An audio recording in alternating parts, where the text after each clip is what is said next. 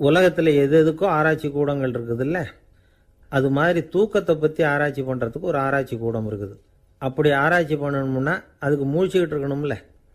அதனால தான் அந்த ஆராய்ச்சி கூடம் இங்கே இல்லை. அமெரிக்காவில் பாஸ்டன் பல்கலைக்கழக மருத்துவமனையில் அது இருக்குது.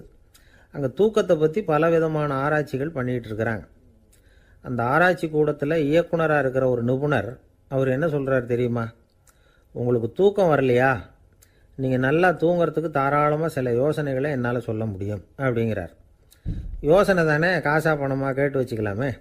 உணவு, மனநிலை, தூங்கும் இடத்தோட சூழ்நிலை, படுக்கைக்கு செல்கிறப்போ உள்ள பழக்க வழக்கங்கள், இது காரணமாக ஒருத்தருக்கு தூக்கம் வராமல் போகலாம். தூக்கம் வராததுக்கு இதுதான் காரணம்னா அதையெல்லாம் சுலபமாக கட்டுப்படுத்தலாங்கிறார் அவர். தூக்கத்தை வரவழைக்கக்கூடிய ஒரு நல்ல மருந்து உடற்பயிற்சி. ஆனால் ஒன்று, படுக்க போகிற நேரத்தில் இது மாதிரி உடற்பயிற்சிகள் எல்லாம் செய்யக்கூடாது. கொஞ்சம் முன்னாடி பகல்லையே இந்த பயிற்சிகளை செய்கிறது நல்லது. தூக்கம் வராமல் அவதிப்படுறவங்க பிற்பகல் நேரங்களில் காஃபி, டீ இது மாதிரி பானங்களை சாப்பிடக்கூடாது. மது அருந்துறது கூட தூக்கத்தை பாதிக்கும். வெது வெதுப்பான நீரில் குளிக்கிறது, தியானத்தில் ஈடுபடுறது, ஓய்வாக இருக்கிறது, படுக்கிறது, அதாவது படுக்கிறதுக்கு முன்னாடி ஒரு குவளை பால் சாப்பிட்றது, இதெல்லாம் தூக்கத்தை வரவழைக்கிறது ரொம்ப உதவியாக இருக்கும். இன்னொரு விஷயம் என்னென்னா, தூங்கி ஆகணுமேங்கிற கவலை வேண்டியதில்லை. அப்படி நினச்சி கவலைப்படுறதை விட்டுடணும். தூக்கம் வரலையா, உடனே படுக்கையை விட்டு எழுந்திருக்க வேண்டியது. வெளியில் வாங்க, வேறு ஏதாவது வேலையில் ஈடுபடுங்க, கொஞ்சம் நேரம் உலாவுங்க, அல்லது ஏதாவது ஒரு புஸ்தகத்தை எடுத்து படிங்க. களைப்பு ஏற்பட்டால் மறுபடியும் படுக்கைக்கு போங்க. தூக்கம் தானே வந்துடும். ஒரு விஷயத்தை மட்டும் நல்லா ஞாபகத்தில் வச்சுக்கணும். படுக்கைக்கு போகிறப்போ உங்கள் மற்ற எல்லா பிரச்சனைகளையும் மறந்துடணும். அது எப்படி சார் முடியும்? அந்த நேரம் தானே எல்லா பிரச்சனையும் வரிசையாக ஞாபகத்துக்கு வருது அப்படின்னு நாம் நினைக்கலாம். ஆனால் பழக்கத்தில் அதை நாம் மாற்றிக்க முடியும். கொஞ்சம் முயற்சி பண்ணணும், அவ்வளோதான். இது எல்லாமே ஆராய்ச்சி பண்ணி பார்த்துட்டு அந்த நிபுணர் சொல்கிற கருத்து தான். இன்னொரு விஷயமும் அவர் சொல்கிறார். அது என்னென்னா, உடல் கோளாறு காரணமாக தூக்கம் வராமல் அவதிப்படுறவங்களுக்கெல்லாம் இந்த யோசனைகள் சரியாக வராது அப்படிங்கிறார். அதுக்கெல்லாம் மருத்துவ சிகிச்சை கொடுத்து தான் சரி பண்ணணும். சில பேருக்கு நடு ராத்திரியில் மூச்சு திணறல் ஏற்பட்டு தூக்கம் வராமல் போயிடும். ஊரெல்லாம் தூங்குறப்ப தான் மட்டும் தூங்காமல் மூழ்கிட்டு இருக்கிறது, ஊரெல்லாம் மூழ்கிட்டு இருக்கிறப்போ தான் மட்டும் தூங்குறது, இது மாதிரி கோளாறுகளால் சில பேர் பாதிக்கப்படலாம். காலு தசை முறுக்கிக்கிறதுனால சில பேருக்கு அடிக்கடி விழிப்பு வரலாம். மன அழற்சி காரணமாக சில பேருக்கு தூக்கம் வராது. இது மாதிரி கோளாறுகளுக்கெல்லாம் அதுக்கு தகுந்த மாதிரி சிகிச்சை கொடுத்து தான் சரி பண்ண வேண்டியிருக்கும். எந்த கோளாறும் இல்லாமல் தூக்கம் வரலைன்னா ஆரம்பத்தில் சொன்ன முறைகளை கடைப்பிடிச்சு பார்க்கலாம். தூக்கம் வந்ததுன்னா யோசனை சொன்ன அந்த நிபுணருக்கு நன்றி சொல்லலாம். ஒருத்தர், ஏன் சார் பஸ்ஸில் தூங்குறது கெட்ட பழக்கமானு கேட்டார். இல்லையே, நான் கூட பஸ்ஸில் போகிறப்ப தூங்கிட்டு தானே போவேன் அப்படின்னார் இன்னொருத்தர். அப்புறம் ஏன் என்ன டிரைவர் வேலை வேணாம்னு வீட்டுக்கு அனுப்பி வச்சுட்டாங்க அப்படின்னாராம் அவர். ஒருத்தரை பார்த்து உன்னுடைய நண்பர்கள் யார் அப்படின்னு ஒரு கேள்வி கேட்டு பாருங்க. கொஞ்சம் யோசிச்சு பதில் சொல்லுவாங்க. அவங்ககிட்டயே உன்னுடைய எதிரிகள் யார் அப்படின்னு கேளுங்க, கடகடன்னு ஒப்பிச்சிருவாங்க. நம்ம மனசு இருக்க, அது எப்படின்னா, நம்ம நண்பர்களை விட எதிரிகளை அது நல்லா ஞாபகத்தில் வச்சுக்கும். இது ஒரு ஆச்சரியமான உண்மை. உங்களால் நண்பர்களை மறந்துட முடியும், ஆனால் எதிரிகளை மறந்துட முடியாது. இது ஒரு வேடிக்கையான நிலைமை தான். அழகான தருணங்களை நாம் ஏன் மறந்துடுறோம்? இது இயற்கை. ஏன்னா நம்ம மனசு மலர்களை கவனிக்கிறதில்ல, அதில் இருக்கிற முள்ளை தான் கவனிக்குது. தன்னை காயப்படுத்துகிற எதையும் அது உடனே கண்டுகொள்ளுது. ஒரு தெளிந்த சிந்தனை உடைய மனசு மிக அழகாக உள்ள எல்லாத்தையும் கவனிக்கும். அது நன்றியுடன் உணரக்கூடிய எல்லாத்தையும் பார்த்து குறிச்சிக்கும். இப்படிப்பட்டவங்க வாழ்க்கை இயல்பாகவே நல்லா அமையும். அது ரொம்ப அபூர்வம்.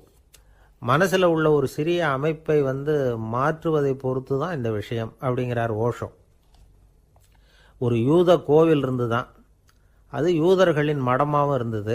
அங்கே ஒரு தலைமை குரு, அவர் ரொம்ப கண்டிப்பானவர். அந்த கோவிலை ஒட்டி ஒரு தோட்டம். ஒரு நாள் காலையில் அந்த தோட்டத்தில் 2 இளம் யூதர்கள் நடந்து போய்கிட்டு இருக்கிறாங்க. காலையில் 1 மணி நேரம், மாலையில் 1 மணி நேரம் அவங்க அந்த தோட்டத்தில் நடக்கிறதுக்கு அனுமதி உண்டு. மற்ற நேரங்களில் அவங்க மத புத்தகங்களை படிக்கணும், பிற விதிமுறைகளை கடைபிடிக்கணும்.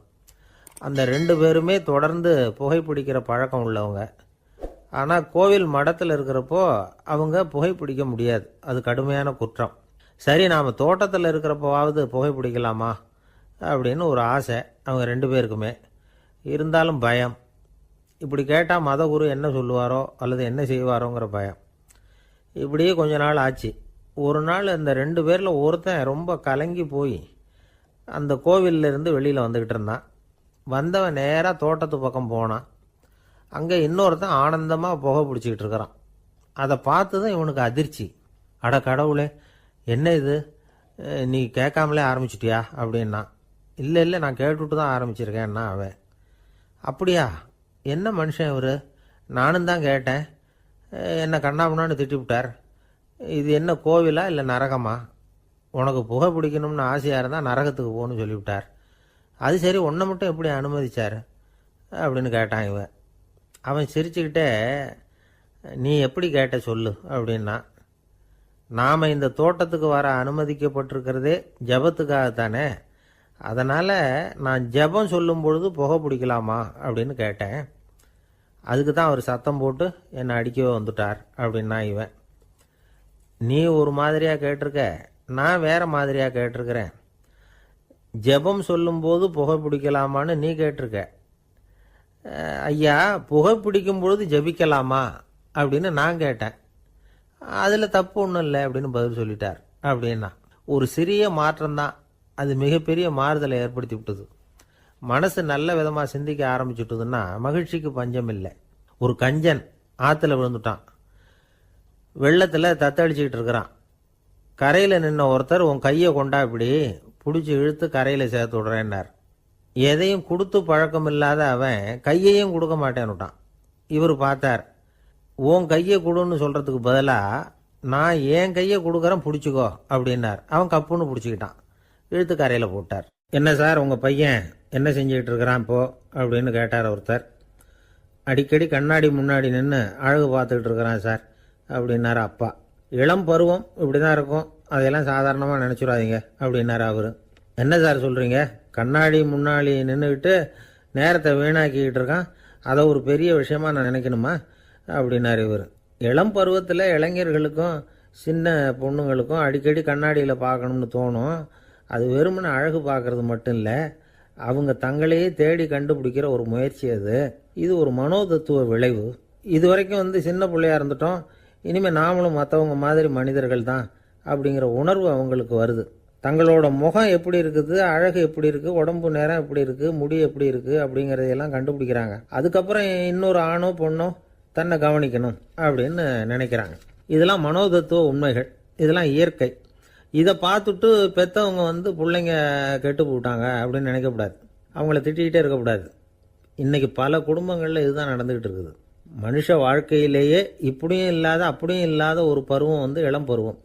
13லேருந்து 19 வயசுக்கு உட்பட்ட ஆண்கள் பெண்கள் இந்த வகையை சேர்ந்தவங்க, டீனேஜ் குரூப்.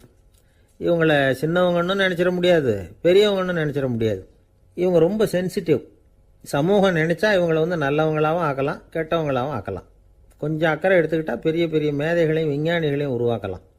ஆனால் நடக்கிறது என்ன தெரியுமா, அநேகமாக இவங்களை யாருமே சரியாக புரிஞ்சுக்கிறது இல்லை, இவங்களை சரியாக நடத்துறதும் இல்லை.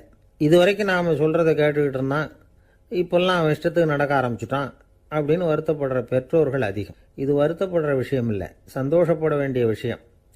உங்கள் புள்ள சொந்தமாக யோசிக்க ஆரம்பிக்கிறதும் நடந்துக்க ஆரம்பிக்கிறதும் ஒரு தப்பான விஷயமா? அவன் கடைசி வரைக்கும் உங்கள் பேச்சையே கேட்டுக்கிட்டு இருக்கணுங்கிறது என்ன நியாயம்?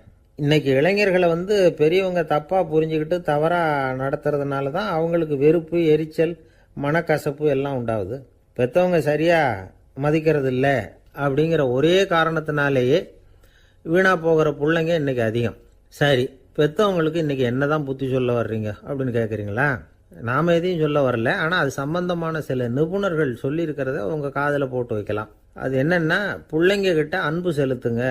குழந்தையா இருந்தப்போ எவ்வளவு பாசமாக இருந்தீங்க, வளர வளர அதை ஏன் குறைச்சிக்கிறீங்க? பெற்றவங்களின் அன்பான வார்த்தைகளுக்கு ஏங்குறவங்க தான் இன்றைய இளைஞர்கள். அவங்க எதை சொன்னாலும் அதை அக்கறையாக காது கொடுத்து கேளுங்க, அலட்சியப்படுத்தாதீங்க. அவங்க விரும்புகிறது உங்கள்கிட்ட இருந்து ஒரு மதிப்பு, மரியாதை, அங்கீகாரம், இவ்வளவுதான். அவங்க அவங்களாவே முடிவுகள் எடுக்கட்டும், அதுக்கு நீங்கள் உதவியாக இருங்க, அது போதும். மற்றவங்க முன்னாடி, முக்கியமாக அவங்க நண்பர்கள் முன்னாடி அவங்கள பற்றி மட்டமாக பேசாதீங்க. அவங்கக்கிட்ட பொய் சொல்லக்கூடாது. நீங்கள் சொன்னது பொய்ன்னு தெரிஞ்சு போச்சுன்னா உங்கள் பேரில் அவங்களுக்கு இருக்கிற மதிப்பு போயிடும், நம்பிக்கை போயிடும். அவங்களுக்கு முன்னாடி நீங்கள் சண்டை போடக்கூடாது. உங்கள் பிள்ளைய எப்பவும் இன்னொரு பிள்ளையோட ஒப்பிட்டு பேசுகிற வேலையே வேணாம். கூட பிறந்த மற்றவங்களோட கூட ஒப்பிடக்கூடாது. இப்படி செஞ்சால் அவன் உங்ககிட்டையும் பிரியமாக இருக்க மாட்டான், அவங்ககிட்டையும் பிரியமாக இருக்க மாட்டான். புள்ள எங்கே போகிறான், என்ன பண்ணுறான் அப்படின்னுலாம் துப்பறிஞ்சிக்கிட்டு இருக்கக்கூடாது. இளைஞர்கள் தனிமையை விரும்புகிறவங்க. அவங்கள பெட்டியில் வச்சு மூடி பாதுகாக்கணும்னு நினைக்கக்கூடாது. அவங்கள எப்படி பாதுகாக்கிறது அப்படிங்கிறது அவங்களுக்கே தெரியும். உங்கள் புள்ள எப்படி நடந்துக்கணும்னு நீங்கள் எதிர்பார்க்குறீங்களோ அது மாதிரி நீங்கள் நடந்து காட்டுங்க, அது போதும். ஒரு வீட்டில் அப்பாவும் அம்மாவும் பேசிகிட்டு இருக்கிறாங்க. என்னங்க நம்ம பொண்ணு பெரியவளாயிட்டா, அடிக்கடி கண்ணாடி முன்னாடி போய் நின்றுக்கிட்டு இருக்கிறா, சீக்கிரமாக ஒரு பையனை பார்த்து கல்யாணத்தை முடிக்காமல் இப்படி மசன்னு கல் மாதிரி உட்காந்துருக்குறீங்களே அப்படின்னு சத்தம் போட்டாங்க. அந்த அம்மா, அவசரப்படாத, பார்க்கறதுக்கு கண்ணுக்கு அழகாக லட்சணமாக புத்திசாலியாக ஒரு பையன் கிடைக்க வேணாமா, அதுதான் பார்த்துக்கிட்டு இருக்கிறேன் அப்படின்னார் அப்பா. இதுக்கு அந்த அம்மா சொல்கிறாங்க, எங்கள் அப்பா இப்படியெல்லாம் நினச்சிக்கிட்டு இருந்திருந்தா எனக்கு கல்யாணமே ஆயிருக்காது தெரியுமா அப்படின்னாங்களாம். 1816 வருஷம் செப்டம்பர் மாதம் 11 பிரான்ஸ் தேசத்தில் உள்ள ஒரு மருத்துவமனை. அங்கே ஒரு இளம் டாக்டர் கொஞ்ச நாளைக்கு முன்னாடி தான் அந்த ஆஸ்பத்திரியில் புதுசாக வேலைக்கு சேர்ந்துருக்கிறார். அவர் பேர் ரெனே லெனக். அவர் அன்னைக்கு காலையில் அந்த மருத்துவமனையில் அப்படியே ரவுண்ட்ஸ் வந்துக்கிட்டு இருக்கிறார்.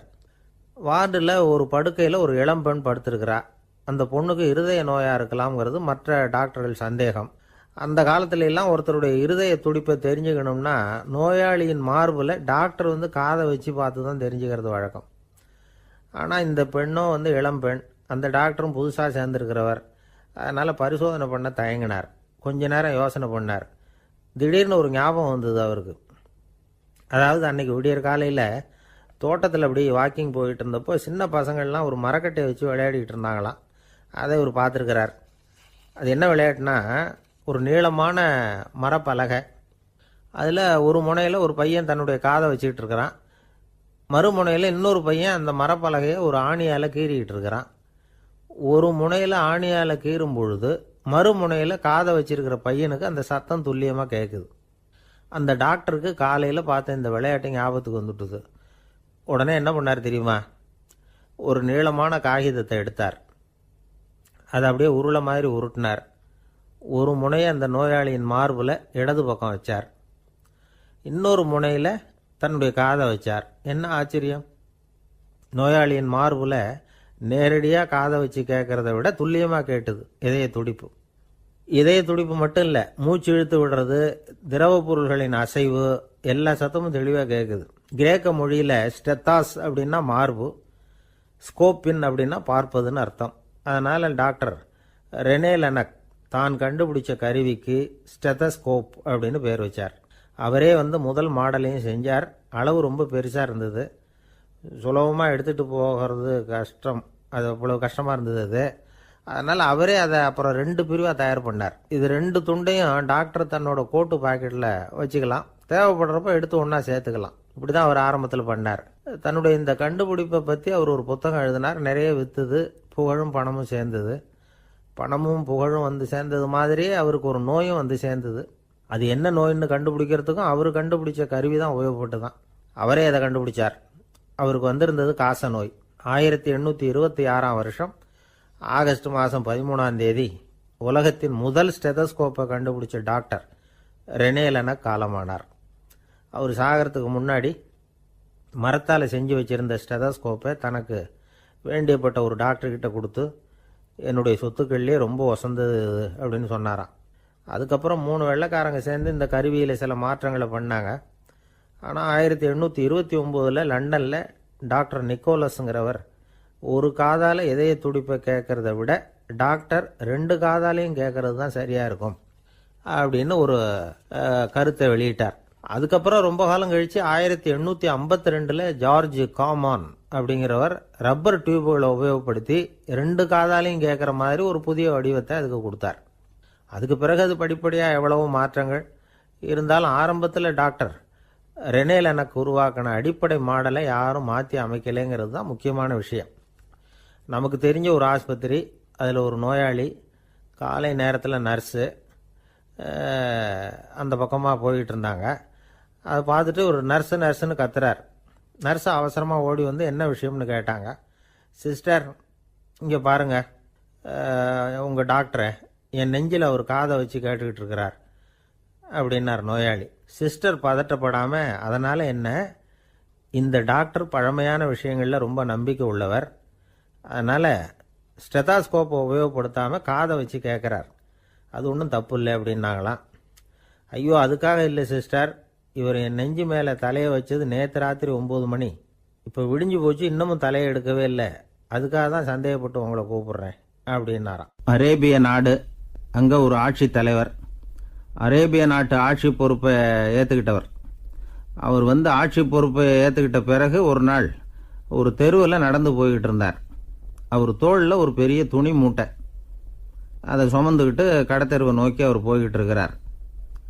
வழியில் அவரை சந்தித்தார் உமர். அவர் கேட்டார், கலீஃபா அவர்களே, எங்கே புறப்பட்டுட்டீங்க அப்படின்னு கேட்டார். கலீஃபான்னா ஆட்சித்தலைவர்னு அர்த்தம். இதுக்கு அவர் சொன்னார், நான் துணி வணிகம் செய்கிறவன், அதனால் துணி வியாபாரம் செய்கிறதுக்காக போயிட்டுருக்கிறேன்னார். நீங்கள் இப்போ இந்த நாட்டுக்கு ஆட்சித்தலைவர், ஆட்சி பொறுப்பில் இருக்கிறீங்க, நீங்கள் வியாபாரம் செய்ய போட்டால் அரசு பணிகளை செய்கிறது யார் அப்படின்னு கேட்டார் அவர். நான் அரசு பணிகளை மட்டுமே செஞ்சுக்கிட்டு இருந்தா என் குடும்பத்தை காப்பாற்றுறது யார் அப்படின்னு கேட்டார் அவர். இப்படி கேட்டவர் யார் தெரியுமா? அவர் தான் அபூபக்கர், இறை தூதர் முகமது அவர்களுக்கு பிறகு கலீஃபாவாக தேர்ந்தெடுக்கப்பட்டவர். அப்போலாம் ஆட்சி தலைவர்களுக்கு சம்பளம்னு எதுவும் கிடையாது. இந்த பிரச்சனையை எப்படி தீர்க்கிறதுன்னு யோசனை பண்ணார் உமர். அபு உபைதா அவர்கள்கிட்ட அழைச்சிட்டு போனார். அவர் யாருன்னா, அவர் தான் பொது நிதி கருவூலத்தின் பொறுப்பாளர். அவர்கிட்ட பிரச்சனையை சொன்னார். இது மாதிரி ஆட்சி தலைவருக்கு பொது நிதியிலிருந்து ஊதியம் அளிக்க முடியுமான்னு கேட்டார். பொது நிதி விதிகளின்படி அதுக்கு சாத்தியம் இல்லைன்னு சொல்லிவிட்டாரு அவர். சரி, வேற ஏதாவது வழி இருக்குதான்னு கேட்டார் உமர். அபு உபைதா கொஞ்சம் யோசனை பண்ணி பார்த்தார். அப்புறமா சொன்னார், மக்காவிலிருந்து மதீனாவுக்கு குடிபெயர்ந்து வந்த அகதிகளுக்கு நிதி உதவி அளிக்கிறதுக்கு விதிகளில் இடம் இருக்கு. அப்படி பார்த்தா அபூபக்கரும் அகதி தானே, அதனால எல்லா அகதிகளுக்கும் கொடுக்கறது மாதிரியே அவருக்கும் ஒரு தொகை அளிக்கலாம்னார். கலீஃபா அபூபக்கருக்கு இந்த அகதி உதவி தொகையைத்தான் கொடுத்துட்டு வந்தாங்களாம். குடும்ப செலவுக்கு அது போதுமானதா இல்லை. இருந்தாலும் கலீஃபாங்கிறதுக்காக மற்ற அகதிகளை விட அதிகமாக தொகையை பெற அவர் விரும்பல. மார்பு பக்கம் கிழிஞ்சிருந்த ஒரு மேலாடையை தான் அவர் அணிஞ்சிருந்தார். அவருடைய துணைவியார் அஸ்மா, அவங்க ஒரு நாள் தேன் அருந்த ஆசையாக இருக்குன்னாங்களாம். நமக்கு கிடைக்கிற ஊதியம் குடும்ப செலவுக்கே போதுமானதா இல்லையே, இந்த நிலையில் தேன் வாங்கிறதுக்கு காசுக்கு நான் எங்கே போவேன்ருக்கார் அவர். கொஞ்ச நாள் கழித்து அவங்க ஒரு தொகையை அவர்கிட்ட கொடுத்து தேன் வாங்கிட்டு வர சொன்னாங்களாம். இவருக்கு ஆச்சரியம், ஏது இந்த பணம்னு கேட்டிருக்காரு. நீங்கள் தினமும் குடும்ப செலவுக்காக கொடுத்துக்கிட்டு வந்த பணத்தில் கொஞ்சம் கொஞ்சமாக மிச்சப்படுத்தி வச்சேன்னாங்களாம். அபூபக்கர் அந்த பணத்தை எடுத்துக்கிட்டு நேராக பொது நிதி கருவூல பொறுப்பாளர்கிட்ட போனார். இந்த பணத்தை பொது நிதியில் சேர்த்துருங்க, இது அதிகப்படியாக எனக்கு தரப்பட்டு வந்த ஊதியம், அடுத்த மாதத்திலேருந்து இந்த தொகையை குறைச்சிங்கன்னு வேற சொல்லிவிட்டாராம். பசியை தணிக்க தேவையான அளவு உணவு, ஒரு ஜோடி உடை, இதை தவிர கூடுதலாக மக்கள் பொது நிதியிலிருந்து வாங்கிக்கிறதுக்கு என் குடும்பத்தாருக்கு உரிமை இல்லை அப்படின்னு சொல்லி கண்டிப்பாக சொல்லிவிட்டாராம். அவர் வாங்கிட்டு வந்த இந்த குறைந்த ஊதியம் கூட அவர் மனசை உறுத்திக்கிட்டே இருந்தது. கடைசி நேரம் அவர் தம்முடைய மகள் ஆயிஷா அவர்கள் அழைச்சார். மகளே, இதுவரைக்கும் பொது நிதியிலிருந்து நான் வாங்கிட்டு வந்த தொகை என்னுடைய இதயத்தில் பாரமாக அழுத்திக்கிட்டு இருக்கு. என் தோட்டத்தை விற்று அதில் வர்ற பணத்திலிருந்து நான் இதுவரைக்கும் வாங்கிட்டு வந்த ஊதிய தொகையை கணக்கு போட்டு பொது நிதியில் சேர்த்துடு அப்படின்னாராம். பதவி ஏற்கிறதுக்கு முன்னாடி தன்கிட்ட இருந்ததை விட இப்போ கூடுதலாக என்ன சொத்து இருக்குன்னு பார்த்துருக்கார். ஒரு ஒட்டகம், ஒரு கோப்பை, ஒரு பணியாள். இதையும் அடுத்தபடியாக கலீஃபாவா வர்றவர்கிட்ட ஒப்படைச்சிருங்க அப்படின்னு விட்டாராம். அதே மாதிரி அடுத்து வந்த உமர்கிட்ட ஒப்படைச்சாங்க. அப்போ உமர் சொன்னாராம், அபூபக்கரே, இந்த முன்மாதிரியால் உங்களுக்கு பிறகு இந்த ஆட்சி பொறுப்பை ஏற்கிறவர்களை பெரும் நெருக்கடிக்கு ஆளாகி விட்டீங்க அப்படின்னு சொல்லி ரொம்ப கண் கலங்கினாராம். கடைசியாக அபூபக்கர் தன்னுடைய குடும்பத்தாருக்கு விட்டு சென்ற சொத்து ஒரு படுக்கை விரிப்பு, ஒரு போர்வை, அவ்வளவுதான். இது சிந்திக்க வேண்டிய ஒரு செய்தி. ஒரு ஊரில் ஒரு மன்னர் இருந்தாராம். அமைச்சர் அவர்கிட்ட சொன்னாராம், மன்னா, நம்ம ராஜ்யத்தில் இனிமே லஞ்ச ஊழலே இருக்காதுன்னாராம். ஆஹா, அப்படின்னா ஊழல் பேர் வழிகளையெல்லாம் நாடு கடத்தியாச்சா அப்படின்னு கேட்டிருக்காரு மன்னர். இதுக்கு அவர், அப்படி இல்லைங்க, இனிமே கொடுக்கறதுக்கு ஜனங்கள்கிட்ட பணமே இல்லை அப்படின்னாராம். இந்த உலகத்தில் எல்லாருக்கும் மகிழ்ச்சி தரக்கூடிய ஒரு பொருள் எது? இது ஒரு முக்கியமான கேள்வி. இந்த கேள்விக்கு பொருத்தமான ஒரு பதிலை உங்களால் சொல்ல முடியுமா?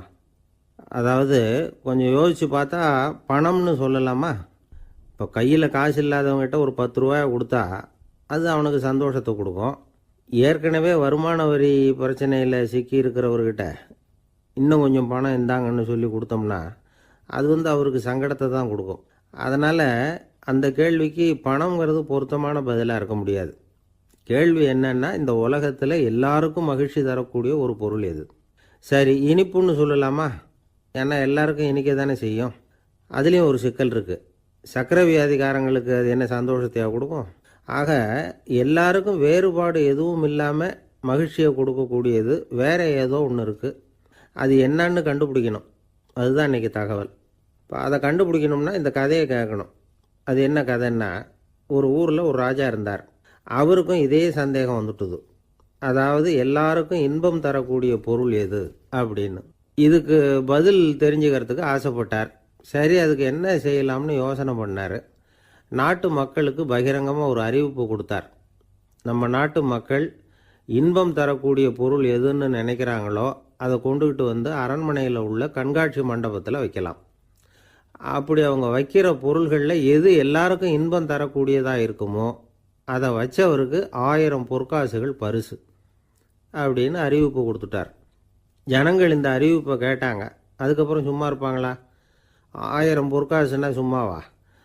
அவங்க கையில் என்னென்ன கிடைச்சதோ அதையெல்லாம் கொண்டாந்து அரண்மனை காட்சி மண்டபத்தில் வச்சுட்டாங்க. அதுக்கப்புறமா ராஜா அங்கே வந்தார். ஒவ்வொன்றா பார்த்துக்கிட்டே வந்தார். முதல்ல ஒரு குயில் இருந்தது, இனிமையாக பாடக்கூடிய குயில். இந்த குயிலோட இன்னிசை எல்லாருக்கும் இன்பம் தரக்கூடியது தான். இருந்தாலும் காது கேட்காதவங்களுக்கு இந்த இசை எப்படி இன்பம் தர முடியும்? அதனால் இது சரியில்லைன்னு விட்டார். அடுத்தபடியாக போனார். அங்கே என்ன வச்சுருக்குறாங்கன்னு பார்த்தா ஒரு அழகான மயில் அங்கே தோகை விரித்து ஆடிக்கிட்டு இருக்குது. இந்த மயிலோட ஆட்டம் மனசுக்கு இன்பம் தரக்கூடியது தான். இருந்தாலும் பார்வை இல்லாதவங்க இந்த ஆட்டத்தை பார்த்து ரசிக்க முடியுமா? முடியாது. அதனால் இதுவும் சரியில்லை அப்படின்னு சொல்லிவிட்டார். அதுக்கு அடுத்தபடியாக போனார். பல வகையான இனிப்பு பண்டங்களை வச்சுருந்தாங்க. பார்த்தார், வயசானவங்களுக்கும் நோயாளிகளுக்கும் இது இன்பம் தராது, துன்பம் தான் கொடுக்கும் அப்படின்னார். இப்படி ஒவ்வொன்றா பார்த்துக்கிட்டே போகிறார். அழகான மலர்கள், கனிகள், ஓவியங்கள் எதுவுமே பொருத்தமாக தெரியல. சகல பேருக்கும் இன்பம் தரக்கூடிய வகையில் எதுவும் இல்லை. கடைசியாக வந்தார். அங்கே ஒரு களிமண் பொம்மை இருந்தது. அது என்ன பொம்மை தெரியுமா? பசியால் வாடி இருக்கிற ஒருத்தருக்கு ஒரு அம்மா இனிமையாக பேசிக்கிட்டு சோறு போடுறது மாதிரி அந்த பொம்மையை செஞ்சுருந்தாங்க. அதுக்கு கீழே அன்பு அப்படின்னு எழுதியிருந்ததுதான். ராஜா பளிச்சுன்னு ஒரு முடிவுக்கு வந்தார். அந்த பொம்மையை செஞ்ச சிற்பியை வரவழைச்சார், பரிசு கொடுத்தார். அன்பு ஒன்று தான் எல்லாருக்கும் இன்பம் அளிக்கக்கூடிய பொருள். காது கேட்காதவங்களும் அதை கேட்க முடியும், பார்வை இல்லாதவங்களும் அதை பார்க்க முடியும், குழந்தைகளும் அதை உணர முடியும் அப்படின்னு அதுக்கு விளக்கம் கொடுத்தார் அந்த மன்னர். இந்த உலகத்தில் எல்லாருக்கும் மகிழ்ச்சி தரக்கூடிய ஒரு பொருள் அன்பு தான். அதை புரிஞ்சுக்கிட்டு தான் சில கணவன்மார்கள் மனைவி பேரில் ரொம்ப அன்பை காட்டிக்கிறது வழக்கம். ஒரு வீட்டு வாசப்படி பக்கமாக மழைக்கு ஒதுங்கினார் ஒருத்தர். மழை தூரிக்கிட்டு இருந்தது, இருட்டு நேரம். அந்த வீட்டில் இருந்தவர், இன்னைக்கு ராத்திரி வேணும்னா இங்கேயே தங்கிட்டு காலையில் போங்க அப்படின்னார். உடனே இவர் சொன்னார், ரொம்ப நன்றிங்க, ஒரு 10 நிமிஷத்தில் இதை வந்துவிடுறேன் அப்படின்னு சொல்லிவிட்டு எங்கேயோ ஓடினார். 10 நிமிஷம் கழித்து திரும்பி வந்தார். ஆமாம், எங்கே போயிட்டு வந்தீங்கன்னு கேட்டார் வீட்டில் இருந்தவர். நேராக எங்கள் வீட்டுக்கு போய் மனைவி கிட்ட இன்னைக்கு ராத்திரி இங்கேயே தங்கிக்கிறேன்னு சொல்லிவிட்டு வந்துட்டேன் அப்படின்னார் அவர். அன்புல இது ஒரு ரகம். ஆசைப்படுறதுல தப்பு இல்லை, ஆனால் அந்த ஆசை தேவைக்கு தகுந்த மாதிரி இருக்கணும். தேவைக்கு மீறிய ஆசைகள் இருக்கு பாருங்க, அது தேவையில்லை. இந்த கருத்தை வலியுறுத்தது மாதிரி ஒரு கதை உண்டு. தேவேந்திரனுக்கு திடீர்னு வீடு கட்டணும்னு ஒரு ஆசை வந்துதான். வீடுன்னா நாம கட்டுற மாதிரி இல்லை. தேவேந்திரன் வீடுன்னா சும்மாவா? ஒரு பிரம்மாண்டமான அரண்மனை கட்டணும். அது மாதிரி இந்த 3 லோகத்துலேயும் ஒரு அரண்மனை கிடையாது அப்படின்னு எல்லாரும் சொல்லணும். இது அவனோட ஆசை. உடனே தேவ தச்சரான விஸ்வகர்மாவை கூப்பிட்டான், உத்தரவு போட்டான். விஸ்வகர்மா தன்னுடைய உதவியாளர்களை எல்லாம் கூப்பிட்டு ஒன்றா சேர்த்துக்கிட்டார். படாத பாடுபட்டு ஒரு பெரிய அரண்மனையை கட்டி முடித்தார். கட்டி முடிக்க 1000 வருஷம் ஆச்சு. தேவேந்திரன் பார்க்குறான். அவனுக்கு திருப்தி ஏற்படலை. என்னுடைய அந்தஸ்துக்கு இது ரொம்ப சாதாரணமான கட்டிடம், இதை விட இன்னும் பெருசாக கட்டு அப்படின்னா. தேவ தச்சர் திணறி போயிட்டார். அவரால் அதுக்கு மேலே எதுவும் செய்ய முடியல. என்ன பண்ணுறதுன்னு யோசனை பண்ணார். நேராக நாரதர் காலில் போய் விழுந்தார். நீங்கள் தான் என்னை இந்த பிரச்சனையிலேருந்து காப்பாற்றணும்னார். நாரதர் யோசனை பண்ணார். சரி, கவலைப்படாதேன்னார். நேராக இந்திரங்கிட்ட போனார். இந்திரன் வந்து நாரதரை பார்த்த உடனே வாங்கன்னு கூட்டிகிட்டு போய் அரண்மனையை காட்டினான். இது மாதிரி ஒரு அரண்மனையை நீங்கள் வேற எங்கேயாவது பார்த்துருக்குறீங்களா அப்படின்னு ரொம்ப பெருமையாக கேட்டான். நான் பார்த்ததில்ல, ஆனால் என்னை விட வயசில் மூத்தவர் மகரிஷி லோமேசர், அவர் ஒரு வேளை பார்த்துருக்கிறாரா என்னமோ அப்படின்னார். உடனே அவரை மனசில் நினச்சி தியானம் பண்ணினார். அடுத்த கணம் லோமேசர் அங்கே வந்தார். இடையில ஒரு சின்ன துண்டு, கையில் ஒரு கமண்டலம், தலையில் ஒரு பாய், அவ்வளவுதான் அவர்கிட்ட இருந்தது. எதுக்காக தலையில் இந்த பாய் அப்படின்னு கேட்டான் இந்திரன். என்ன மாதிரி அற்ப ஆயுள் உள்ள ஒரு ஜீவன் தனியாக வீடு கட்டிக்கிட்டு திண்டாடணுமா? இந்த பாய் தான் ஒரு வீடு மாதிரி எனக்கு நிழல் கொடுக்குது அப்படின்னார் அவர். என்னது, உங்களுக்கு வந்து அவ்வளவு கொஞ்சமான ஆயுளா அப்படின்னு ஆச்சரியத்தோடு கேட்டான் இந்திரன். ஆமாம், இதை பாரு, என்னுடைய மார்பில் ஒரு பொற்காசு அளவுக்கு ரோமம் உதிர்ந்துட்டுது. எப்போ என் உடம்புல உள்ள எல்லா ரோமமும் உதிர்ந்துருமோ அப்போ என்னுடைய ஆயுள் முடியும் அப்படின்னார். எப்போ அந்த ரோமங்கள் பூரா உதிரும்னு கேட்டான் இவன். ஒரு பிரம்மா மறைஞ்சதும் ஒரு ரோமம் உதிரும். என் உடம்புல உள்ள ரோமங்களின் எண்ணிக்கை எவ்வளவோ அவ்வளவு பிரம்மாக்கள் தோன்றி அவங்க ஆயுள் முடியும் பொழுது என் உடம்புல உள்ள ரோமங்கள் பூரா உதிரும் அப்படின்னார். அப்படின்னா ஒரு பிரம்மாவோட ஆயுள் எவ்வளவு காலம்னு கேட்டான். ஒரு பிரம்மாவுக்கு 100 தேவ வருஷம். ஒவ்வொரு தேவ வருஷத்துக்கும் 365 தேவ நாள். ஒவ்வொரு தேவ நாள்லையும் ஒன்ன மாதிரி 14 இந்திரர்கள் தோன்றி மறைகிறாங்க அப்படின்னு மகரிஷி லோமேசர் சொல்கிறார். இதை கேட்டதும் இந்திரன் ஆடி போயிட்டான். அவ்வளவு ஆயுள் உள்ள இவரே அற்ப ஆயுள்னு சொல்கிறார். நான் என்னுடைய ஆயுளை பெருசாக நினச்சிக்கிட்டு பிரம்மாண்டமான அரண்மனை கட்டணும்னு ஆசைப்படுறேனே அப்படின்னு நினச்சான். எனக்கு வீடு கட்டின வரைக்கும் போதும்னு விட்டான். அதனால் நாமெல்லாம் நம்முடைய தேவைக்கு தகுந்த மாதிரி ஆசைப்படுறது தான் நியாயம். ஆனால் அப்படியே நடந்துக்கிறோம். மனுஷன் வந்து கடவுளையே ஏமாற்றி காசு வாங்கிறதுக்குள்ள ஆசைப்படுறான். ஒருத்தன் கடவுளை நினச்சி தவம் இருந்தான். கடவுள் நேரில் வந்தார். தேவலோகத்தில் ரூபாய்க்கெல்லாம் என்ன மதிப்புன்னு கேட்டான்.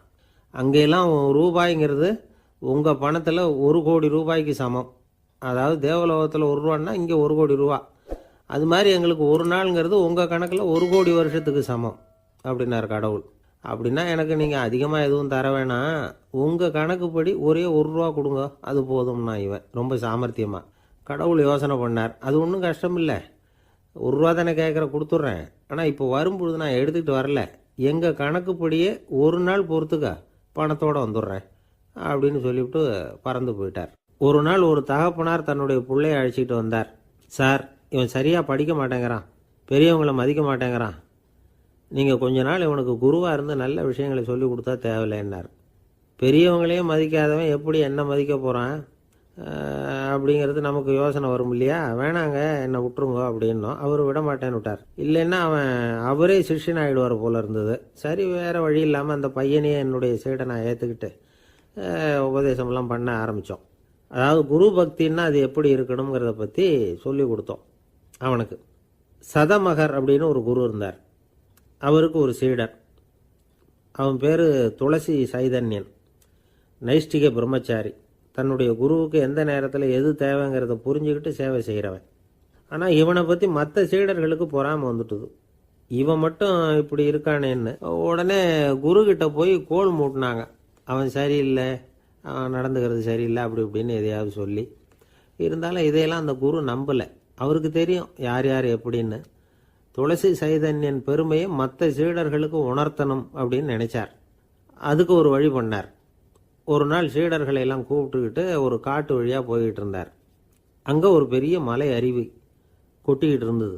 குரு சீடர்கள் பக்கம் திரும்பினார். இந்த மலையின் மேலே இருந்து அந்த படுபாதாளத்தில் குதிக்கிறதுக்கு உங்களில் யார் தயார் அப்படின்னு கேட்டார்.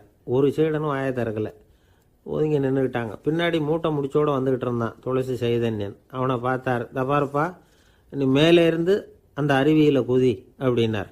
அப்படியே செய்கிறேன் சுவாமின்னா ஓடி போய் பொத்துன்னு குதிச்சுட்டான். அடுத்த கணமே குருநாதர் தன்னுடைய யோக சக்தியால் பறந்து போய் அவன் கீழே விழுந்துடாமல் தாங்கி பிடிச்சி கொண்டுகிட்டு வந்துட்டார். மற்ற சீடர்களுக்கெல்லாம் ஒரு மாதிரி ஆயிட்டுது. அடுத்தபடியாக என்ன பண்ணலாம்னு யோசித்தாங்க இவனை மாட்டி விடுறதுக்கு. ஒரு நாள் வெத்தலை அடிக்கிற ஒரு சின்ன உரலையும் உலக்கையையும் எடுத்து ஒளிய வச்சுட்டாங்க. சதமகர் சன்னியாசி இல்லை, அவர் வெத்தலை போடுவார். பல்லு சரியில்லை, அதனால் இடித்து தான் வெத்தலையை போடணும். திடீர்னு வெத்தலை பாக்கு கேட்டார். வழக்கமாக உரலில் இடித்து தர்றது தான் துளசியின் பழக்கம்.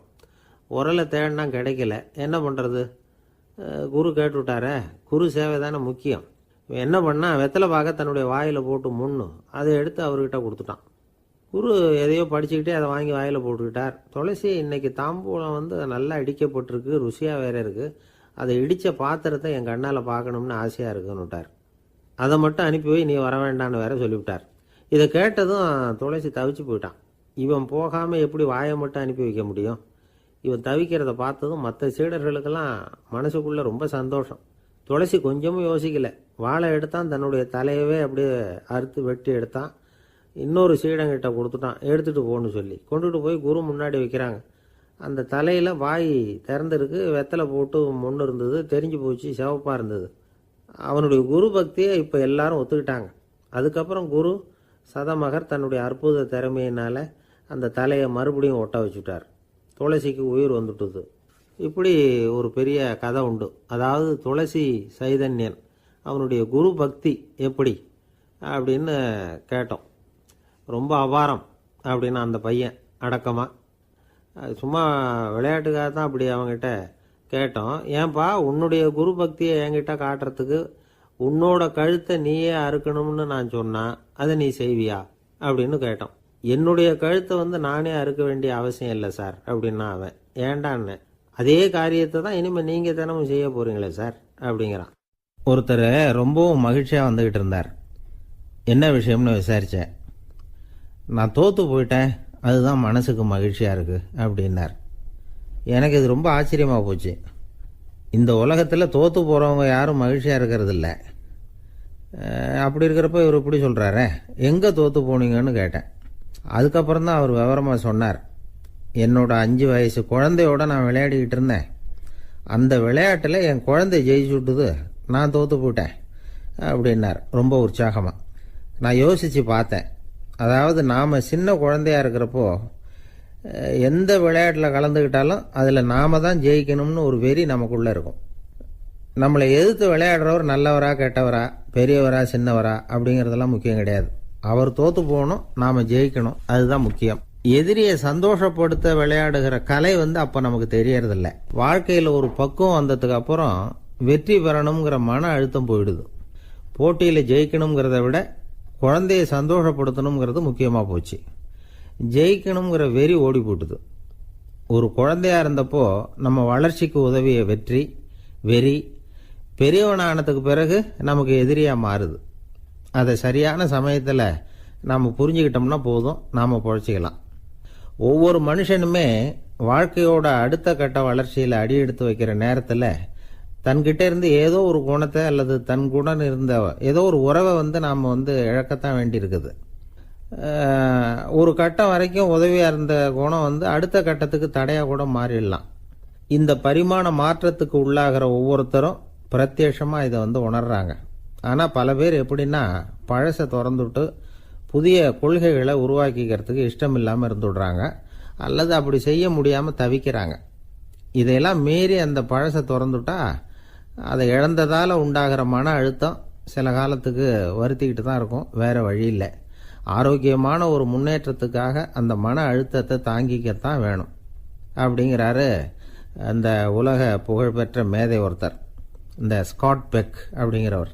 பிறந்த நாள் முதல் இதுதான் சரி அப்படின்னு கற்பிக்கப்பட்டு வந்த ஒவ்வொரு தத்துவத்தையும் தங்களுடைய வளர்ச்சிக்கு தகுந்த மாதிரி மாற்றி அர்த்தப்படுத்தி கொள்ள முடியாமல் வாழ்க்கை சூழல்ல அப்படியே அரைப்பட்டு தூளாகிறவர்கள் தான் ரொம்ப தவிக்கிறாங்களாம். இதுதான் அவருடைய கருத்து. பெரும்பாலும் மனிதர்களுடைய நடுத்தர வயசில், அதாவது 30 தாண்டுகிற சமயத்தில் தான் இந்த தவிப்பு உண்டாவதுதான். இதை தான் மேற்கத்திய நாடுகளில் அடிக்கடி மிட் லைஃப் கிரைசிஸ் அப்படின்னு சொல்கிறாங்க. அப்பப்போ பழசையெல்லாம் தொலைச்சி விட்டு புதுசாக பிறக்கிறதுக்கு கற்றுக்கணும். ஒவ்வொரு நிமிஷத்தையும் அந்த நிமிஷத்துக்கு ஏற்ற சித்தாந்தம் கொண்டவர்களாக சந்திப்போம் அப்படிங்கிறார் அந்த உளவியல் நிபுணர். இப்படி பழகிக்கிட்டால் வாழ்க்கை வந்து இன்பமயம், இல்லைன்னா தவிப்பு மயம்தான். பழசை தொலைக்க முடியாதவர்களில் எத்தனையோ பேர் உண்டு, எத்தனையோ ரகம் உண்டு. அதில் வேடிக்கையான நண்பர்களும் உண்டு. ஒருத்தர் நண்பர் வீட்டுக்கு போனார். அவர் வந்து ஏதோ இனிப்பு பலகாரம் கொடுத்து சாப்பிட சொல்லியிருக்கிறாங்க அவங்க வீட்டில். இவர் சாப்பிட்டு பார்த்துட்டு சொன்னாராம், சார் 6 மாதத்துக்கு முன்னாடி ஒரு தடவை இங்கே வந்தேன், அப்போது ஒரு இனிப்பு பலகாரம் கொடுத்தீங்க, அது இதை விட நல்லா இருந்தது சார் அப்படின்னாராம். அப்ப செஞ்ச அதே இனிப்பு பலகாரம் தான் சார் இதுவும் அப்படின்னாராம் அவர். இயேசுநாதர்கிட்ட ஒருத்தர் வந்து கேட்டாராம், இயேசுவே என்னை எவ்வளவு நேசிக்கிறீர்கள் அப்படின்னு. அவர் தன்னுடைய இரு கைகளையும் அகல விரித்து இவ்வளவு என்று சொல்லி சிலுவையில் உயிர் நீத்தார் அப்படின்னு சொல்லுவாங்க. அதாவது அந்த நேசிப்புக்கு எல்லை கிடையாது, அதே போல மன்னிப்புக்கும் எல்லை கிடையாது. இது இயேசுநாதர் சொல்லி கொடுத்த ஒரு பாடம். இயேசுனுடைய சீடர்களில் ஒருத்தன் பீட்டர், அவன் ஒரு நாள் இயேசுநாதர்கிட்ட கேட்டிருக்கான், இயேசுவே நான் வந்து என்னுடைய தம்பி கிட்ட அடிக்கடி சண்டை போட்டுக்கிட்டு இருக்கிறேன், என்னுடைய சகோதரன் கூட, அவனை நான் எத்தனை தடவை மன்னிக்கிறது? ஏற்கனவே 7 தடவை அவனை மன்னிச்சுட்டேன் அப்படின்னு சொல்லியிருக்கிறான். அப்போ இயேசு சொன்னாராம், மன்னிக்கிறதுக்கு எத்தனை தடவைங்கிற கணக்கெல்லாம் கிடையாது. எத்தனை தடவை உன்னுடைய சகோதரன் உன்னை கோபப்படுத்துகிறானோ அத்தனை தடவை நீ மன்னிக்கிறதுக்கும் தயாராக இருக்கணும், அதுதான் அப்படின்னு சொன்னாராம். அப்போ இவனுக்கு ஒன்றும் புரியல, இது என்ன அவன் தப்பு பண்ணிக்கிட்டே இருப்பான், நாம மன்னிச்சுக்கிட்டே இருக்கிறதா அப்படிங்கிறது மாதிரி குழப்பமாக இருந்திருக்கிறான். அப்போ இயேசுநாதர் தன்னுடைய சீடன் பீட்டர்கிட்ட ஒரு கதை சொன்னாராம். அந்த கதை இன்றைக்கு நாம் வந்து எல்லாரும் சிந்தித்து பார்க்க வேண்டிய ஒரு கதை. அதாவது மன்னிப்பை விரும்புகிறவர்கள் மன்னிக்கவும் தயாராக இருக்க வேண்டும் அப்படிங்கிறது தான் அந்த கதையினுடைய தத்துவம். அந்த இயேசுநாதர் சொன்ன கதை என்னன்னா, ஒரு மன்னர் இருந்தார். அவர் ஒரு நாள் அரண்மனையில் உட்காந்து கணக்கு வழக்குகள்லாம் பார்த்துக்கிட்டு இருந்தார். நம்ம அரண்மனையிலேருந்து யார் யார் அரசாங்க கடன் வாங்கியிருக்கிறாங்க, யார் யார் திருப்பி செலுத்தி இருக்கிறாங்க அப்படிங்கிற விவரத்தையெல்லாம் பார்த்துக்கிட்டு இருந்தார். அப்போ தான் புரிஞ்சுது, அந்த அரண்மனையில் வேலை செய்கிற ஒருத்தனே அரசாங்க கடன் ஒரு வாங்கியிருக்கிறான். எவ்வளவு? 10,000 பொற்காசுகள் வாங்கியிருக்கான் கடன். இந்த 10,000 பொற்காசுகளை திருப்பி செலுத்தலை அரசாங்கத்துக்கு. இது மன்னர் கவனத்துக்கு வந்தது. உடனே நம்ம அரண்மனையில் இருக்கிறவனே அரசு கடன் வாங்கி திருப்பி செலுத்தாமல் இருக்கான், அவனை கூப்பிட்டு வாங்கன்னு சொல்லி கூப்பிட்டுட்டு வந்தாங்களாம். விசாரிச்சிருக்கிறாங்க, என்னப்பா நீ எவ்வளவு ஒன்று? ஆமாங்க 10,000 பொற்காசுகள் வாங்கியிருக்கிறேன், இன்னும் திருப்பி கட்டலைன்றான். உடனே அவர் மன்னர் சொல்லியிருக்கிறார், நம்ம சட்டத்திட்டப்படி நீ உடனே பணத்தை திருப்பி கட்டிடு, அப்படி உன்னால் கட்ட முடியலன்னா உன்னுடைய வீடு வாசல் சொத்து சுகம் எல்லாத்தையும் விற்று அந்த பணத்தை அரசு கருவூலத்தில் சேர்த்துக்கிறதுக்கு நானே ஏற்பாடு பண்ணிடுறேன் அப்படின்னு அந்த மன்னர் சொன்னாராம். இவன் அப்படியே அதிர்ச்சி ஆகிட்டான், அப்படியே பொத்துன்னு காலில் விழுந்தானா, மன்னா என்னை மன்னிச்சுங்க, என்னால் முடியல, எனக்கு மன்னிப்பு கொடுங்க அப்படின்னு இருக்கான்.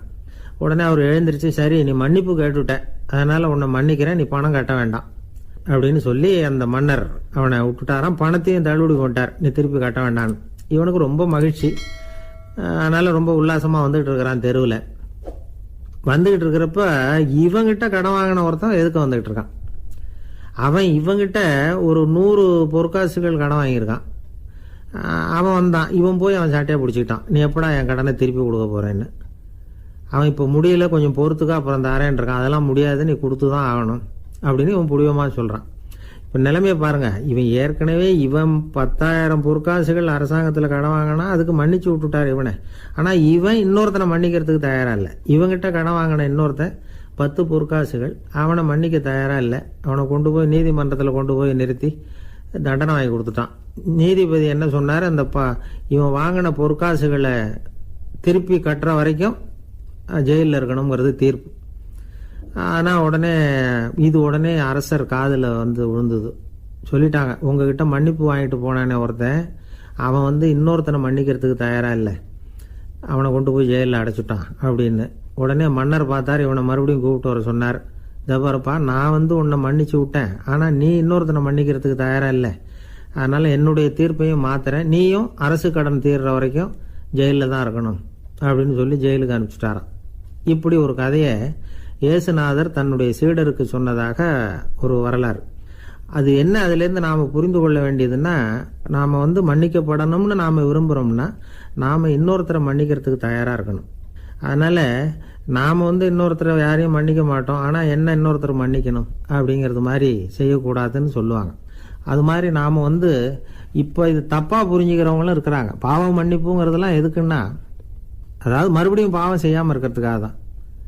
அதான் மன்னிக்கிறாரே அப்படிங்கிறதுக்காக மறுபடியும் பாவம் பண்ணிகிட்டு இருக்கிறது இல்லை. அதான் ஒருத்தர் கேட்டாராம், பாவத்திலேருந்து மன்னிப்பு கிடைக்கணும்னா நீ என்ன செய்யணும் அப்படின்னு கேட்டிருக்காரு. அதுக்கு அவன் சொல்லியிருக்கிறான், நான் முதல்ல பாவம் செய்யணும், அப்போ தானே மன்னிப்பு கிடைக்கும் அப்படின்னு நானாம். இப்படிப்பட்டவர்கள் தான் இன்னைக்கு உலகத்தில் அதிகமாக இருக்கிறாங்க.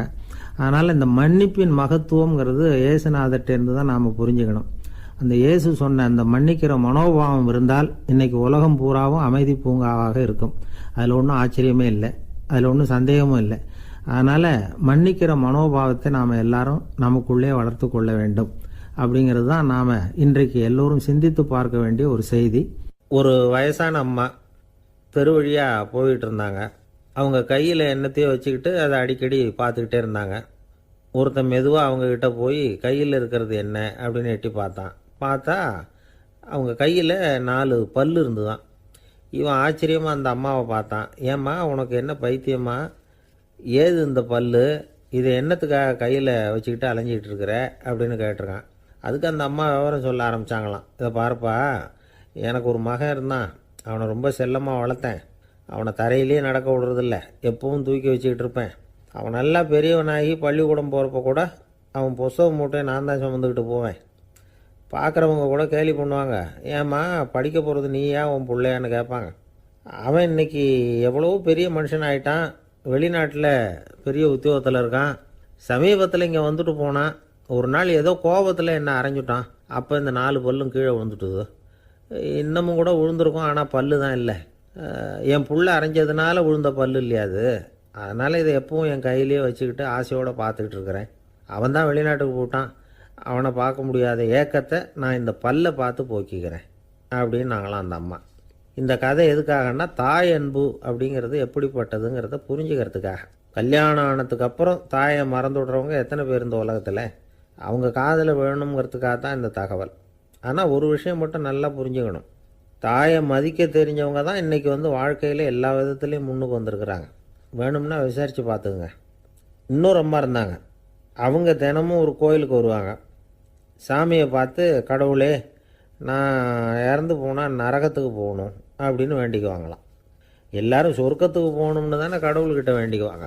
இந்த அம்மா தினம் நான் நரகத்துக்கு போகணும் அப்படின்னு வேண்டிக்கிறாங்க. அங்கேருந்து அர்ச்சகருக்கு இது சந்தேகம்.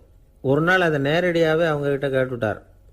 அதுக்கு அந்த அம்மா பதில் சொன்னாங்களாம், ஐயா எனக்கு கல்யாணம் ஆகி ரொம்ப நாள் வரைக்கும் குழந்தை பாக்கியம் இல்லாமல் இருந்தது. கோயில் குளம் எல்லாம் சுற்றி வந்தேன். ரொம்ப நாள் கழித்து ஒரு குழந்தை பிறந்தது, ஆண் குழந்தை. அவனை நான் ரொம்ப செல்லம் கொடுத்து வளர்த்தேன். அதோட விளைவு என்ன ஆச்சுன்னா, அவன் ரொம்ப மோசமாக ஆயிட்டான். கெட்ட பழக்க வழக்கம்லாம் கற்றுக்கிட்டான். அவன் இறந்து போனால் நிச்சயம் அவனுக்கு நரகம்தான் கிடைக்கும். அந்த அளவுக்கு கெட்டவன் அவன். அப்படிப்பட்ட காரியங்கள்லாம் பண்ணிகிட்ருக்கான், எனக்கு தெரியும். இவனுக்காக நரகத்தில் கூட யாரும் தயவு காட்ட மாட்டாங்க, தாட்சண்யம் காட்ட மாட்டாங்க. அதனால் இவனுக்கு முந்தி நான் இறந்து நரகத்துக்கு போயிட்டா அங்கே இவனை கவனிச்சிக்கலாமே, இவனுக்கு பணிவிடை செய்யலாமேன்னு பார்க்குறேன் அப்படின்னு நாங்களாம். அதனால தான் நான் நரகத்துக்கு போகணும்னு தினம் ஆண்டவனை வேண்டிகிட்டு இருக்கிறேன் அப்படின்னு கண்கலங்கி அந்த அம்மா சொன்னாங்களாம். அதுதான் தாய் உள்ளம்ங்கிறது. தாயின் பெருமையை சரியாக உணர்ந்துட்டா அவங்களுக்கு எப்பவும் எந்த கஷ்டமும் வராது. இது ஏதோ உபதேசத்துக்காக சொல்கிற வார்த்தை இல்லை, உண்மையான வார்த்தை. இந்த விவரத்தையெல்லாம் நண்பர் ஒருத்தர்கிட்ட சொல்லிகிட்டு இருந்தேன். அவர் கொஞ்ச நாள் கழித்து என்னை தேடி வந்தார். அவர் கையிலேயே 4 பல்லு வச்சுருந்தார். என்னங்க ஆச்சு, ஏதுங்க இந்த பல்லு அப்படின்னு விசாரித்தோம். உங்கள் உபதேசத்தை கேட்டுவிட்டு இந்த உலகத்தில் எல்லாரையும் தாயாக நினைக்க ஆரம்பிச்சிட்டேன். ஒரு அம்மாவை கடத்தரில் பார்த்து தாயேன்னு கூப்பிட்டேன். அவங்க உடனே பலார்னு என்னை அரைஞ்சிட்டாங்க, பல்லு விழுந்துட்டுது. அதை தான் பொறுக்கி எடுத்துக்கிட்டு நேராக உங்களை தேடி வந்துக்கிட்டு இருக்கிறேன்னார். தாயேன்னு தானே கூப்பிட்டீங்க, அதுக்கு ஏன் அரைஞ்சாங்க அப்படின்னு கேட்டோம். நான் தாயேன்னு கூப்பிட்டது அவங்க காதில் நாயேன்னு விழுந்துட்டு தான், அதுதான் இப்படி ஆயிட்டுது அப்படின்னார்.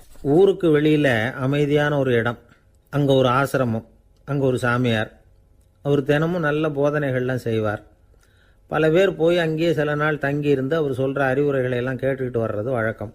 ஒரு தடவை அவரை பார்த்துட்டு போகிறதுக்காக 3 வெளியூர் தம்பதிகள் வந்தாங்களாம்.